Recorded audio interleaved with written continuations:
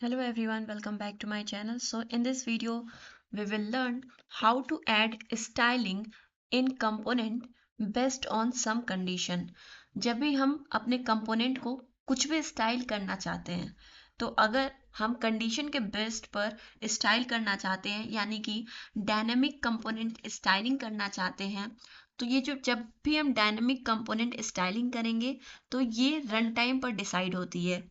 तो हम इस वीडियो के थ्रू देखेंगे कि कैसे हम डायनामिक कंपोनेंट को स्टाइल करते हैं। ये है हमारा प्रोडक्ट कंपोनेंट, है ना। अब इस प्रोडक्ट कंपोनेंट में हमारे पास हमने इनलाइन सीएसएस लिखा है। अब हम इस इनलाइन सीएसएस को रिमूव करते हैं। हम इस इनलाइन सीएसएस को रिमूव करेंगे यहाँ से। यहाँ पर हम सिंपली एक वैल्यू पास कर देंगे स्टाइल, और हम लिखेंगे एक एक्सटर्नल इनलाइन सीएसएस, ये इंटरनल सीएसएस लिखेंगे हम। तो ये हमारा स्टाइल्स वेरिएबल हो गया, जो कि एक ऑब्जेक्ट है। और यहाँ पर हम based on some condition background colour set करेंगे। बैकग्राउंड कलर में हम कुछ कंडीशन के बेस्ड पर अपना बैकग्राउंड कलर सेट करने वाले हैं। तो हम देख रहे हैं यहाँ पे हमें प्रॉप्स मिल रहा है, और प्रॉप्स एक नंबर डेटा टाइप है। प्रॉप्स की जो वैल्यू है वो नंबर है। तो हम क्या करेंगे कि यहाँ पर एक कंडीशन लिखेंगे, price is greater than 25,000। Price is greater than 25,000, then color of background color is yellow.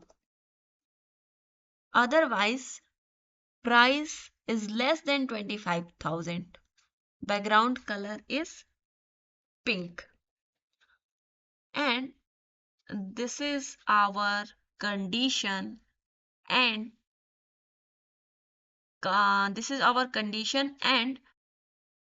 based on this condition there is a decision between background color is yellow or pink. So if price is greater than 25,000, then background color is yellow, and if price is less than 25,000, the background color is pink. And here we pass this variable, styles variable, which is an object, and passing this variable into a style object.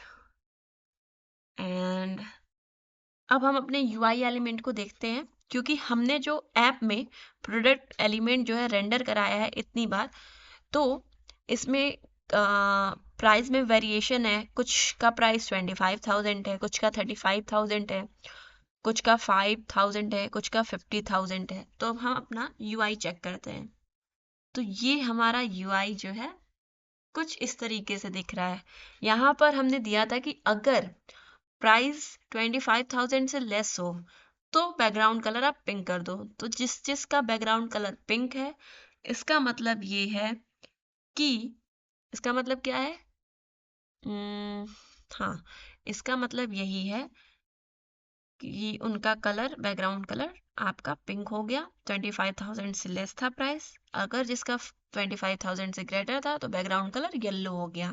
तो यहाँ पर हम अपने component को कुछ भी style करना चाहते हैं बेस्ड ऑन सम कंडीशन, तो वो हम इस तरीके से कर सकते हैं। अब अगर आप इसको इस तरीके से नहीं लिखना चाहते हो, तो आप सिंपली इसको कमेंट कर दो। यहाँ से इसको कमेंट कर दो, और यहाँ से स्टाइल्स वेरिएबल को रिमूव करो, और यहाँ पर इसको सेव करेंगे, चेक करेंगे UI कोई डिफरेंस नहीं है। अभी हमने इनलाइन CSS लिखा है। अब अगर जैसे एक और एग्जाम्पल दे सकते हैं हम इसमें।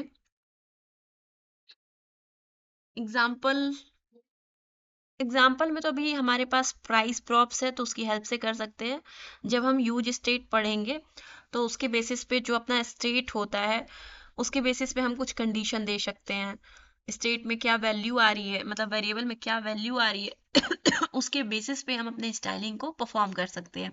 अभी हमारे पास सिर्फ प्रॉप्स हैं, इसीलिए हम प्रॉप्स पे कंडीशन लगाकर अपने कंपोनेंट में स्टाइलिंग कर रहे हैं। तो ये हो गया हमारा डायनेमिक कंपोनेंट स्टाइलिंग, और ये रन टाइम पर डिसाइड होता है कि हमारा बैकग्राउंड कलर येलो होगा कि बैकग्राउंड कलर पिंक होगा।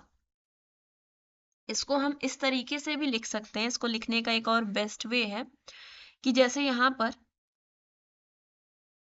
पर हम ये कर सकते हैं कि प्राइस इज ग्रेटर देन 25,000।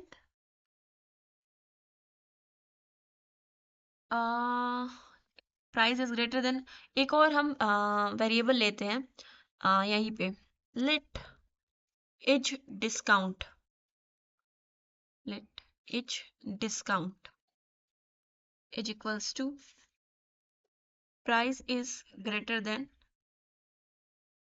25,000। हमने वेरिएबल में ये चेक कर लिया कि जिसका प्राइस 25,000 से ग्रेटर होगा तो यहाँ पर फॉल्स वैल्यू आ जाए, ट्रू वैल्यू आ जाएगी, और जिसका लेस होगा फॉल्स वैल्यू आ जाएगी। ठीक है, अब हम अपने कंपोनेंट को स्टाइल करेंगे। Let style is equals to background colour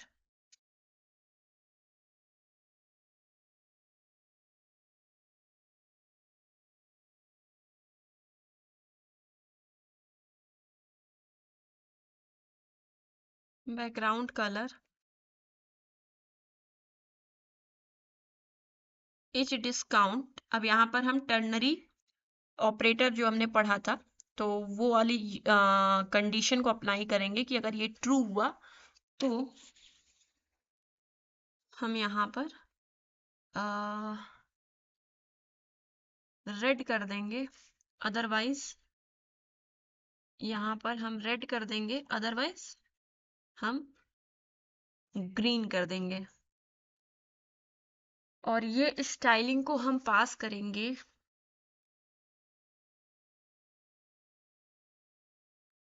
यहीं पे, पास करना पड़ेगा हमें इसको, कमेंट एंड स्टाइल स्टाइल। तो देखते हैं यूआई हमारा क्या दिख रहा है।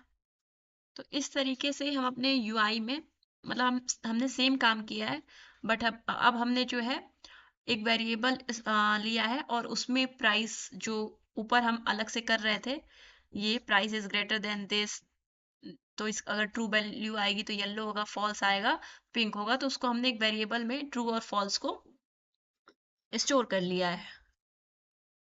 तो यही है कि हम डायनामिक कंपोनेंट स्टाइलिंग कर सकते हैं इस तरीके से। यहाँ पर जब हमने प्रीवियस वीडियो में देखा था कि कैसे हम बेस्ड ऑन सम कंडीशन अपने यूआई एलिमेंट को रेंडर कर सकते हैं, तो ये एक तरीका है। इसको हम जूम कर लेते हैं, और इसको हम लोग एक और तरीके से लिख सकते हैं कि अगर हमारा प्राइस 25,000 है एंड लॉजिकल ऑपरेटर का यूज करेंगे, अगर हमारा ये होगा तो हम सिंपली क्या करेंगे, इसको रिमूव करते हैं। अगर प्राइस 25,000 या 25,000 से ग्रेटर है, तो अगर ये ट्रू होगा तो हमें पता है लॉजिकल ऑपरेटर जो एंड होता है उसमें दोनों वैल्यू ट्रू होती है, तभी ये हमारा पी वाला रेंडर होगा, मतलब डिस्काउंट 5% दिखाई देगा। अगर ये वाली वैल्यू फॉल्स हो जाती है तो ये भी वैल्यू ट्रू हो या फॉल्स हो कोई मतलब नहीं है, तो दोनों ट्रू होगी तब हमें अपना यूआई दिखेगा। जैसे कि हम चेक कर सकते हैं, सेम है कि अगर दोनों वैल्यू ट्रू हुई तो डिस्काउंट 5%, डिस्काउंट 5%, डिस्काउंट 5%, बट बाकी में हमारा प्राइस 10,000, 12,000, 5,000 है, तो वो हमारा यूआई एलिमेंट जो है रेंडर नहीं हुआ है, क्योंकि दोनों वैल्यू ट्रू होनी चाहिए, और उस केस में हमारा एक वैल्यू ट्रू आ रहा है, एक वैल्यू पास आ रहा है। तो ये भी एक तरीका है, आप अपने यूआई एलिमेंट को based on some condition render कर सकते हैं। ओके।